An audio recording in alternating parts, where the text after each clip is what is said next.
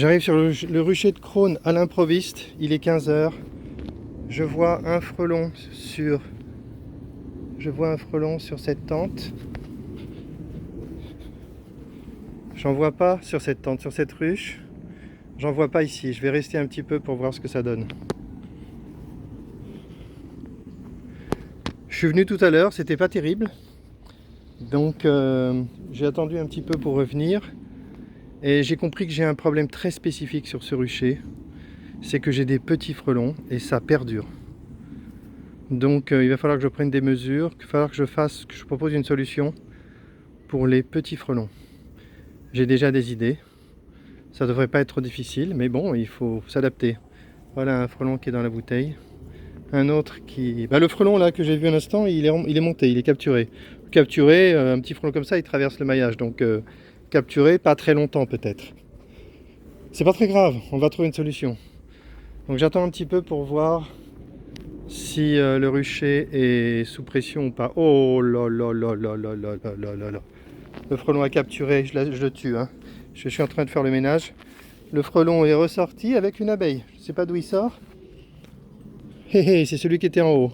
À mon avis, justement, il a profité du fait qu'il est petit. Il a attrapé une abeille. Ça l'a alourdi, il est tombé jusqu'en bas et ça l'a fait sortir. Ça arrive ça, au début quand les frelons sont petits. Sauf que le problème c'est que là, les frelons sont tout le temps petits. Ils grossissent pas ces frelons. Donc, je reviens de chez Pierre où j'ai fait une vidéo plutôt positive.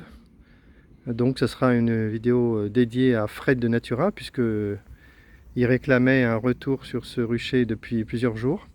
Et donc, c'est très positif. On verra la vidéo. Il n'y a pas de pression devant les ruches, c'est très bien. Pierre a des frelons beaucoup plus gros que les miens. Et d'ailleurs, à Montgeron, qui n'est pas très loin, les frelons sont très gros aussi. Je me demande vraiment s'ils vont grossir ou pas. Ils devraient normalement. Je ne vois pas pourquoi ils resteraient petits comme ça tout le temps. Pas très logique. Bon. Là, c'est positif. Hein.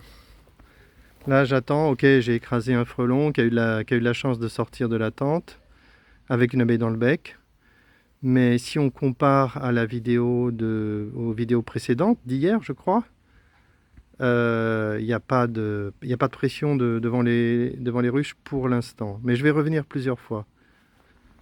Donc tout à l'heure, j'ai commencé à prendre des mesures. C'est-à-dire que les frelons sortaient là au-dessus de la bouteille. Ils traversaient la bouteille, donc ça va pas.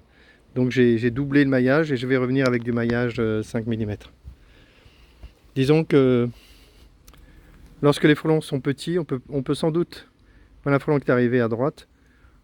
Quand les frelons sont petits, on peut sans doute laisser le maillage de 6 mm, c'est pas grave, mais au-dessus des bouteilles, il faut remettre du 5.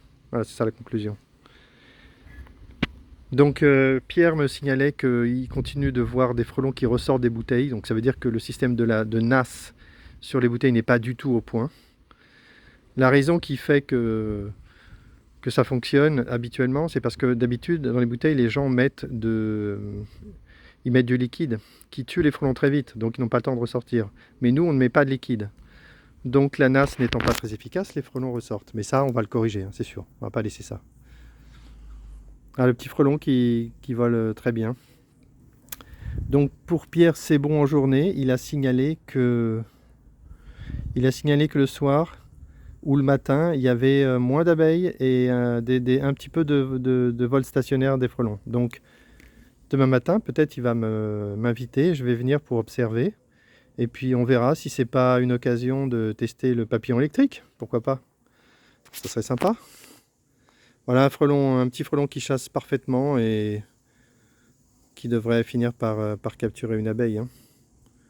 Donc là, moi, je suis tenté de détruire ces petits frelons qui se sont bien habitués à chasser.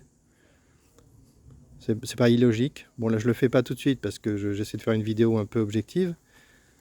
Mais des frelons qui chassent trop bien, c'est pas absurde de les détruire.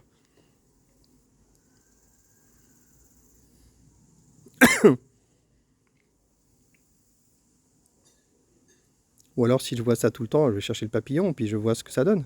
Ce serait sympa. Faudrait que je le ramène. Il faut que je l'ai tout le temps avec moi. Et quand je vois ça, là, je mets le papillon devant et je regarde comment le frelon se comporte.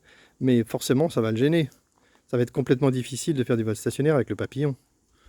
Bon, il restera à voir après comment l'alimenter efficacement, mais ça devrait pas être trop dur. Hein.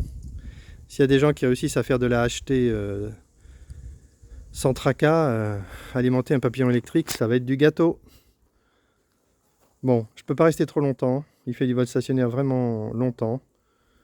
Bon, je suis plutôt satisfait. J'estime qu'il n'y a pas de pression sur le rucher. C'est pas ce frelon qui représente une pression. Mais je reviendrai à plusieurs moments pour faire ce test. Allez, c'était Acrone. Un test, une visite pour regarder l'impact des 2 tentes qui ont été réinstallées ce matin, sauf erreur. Fin de la vidéo.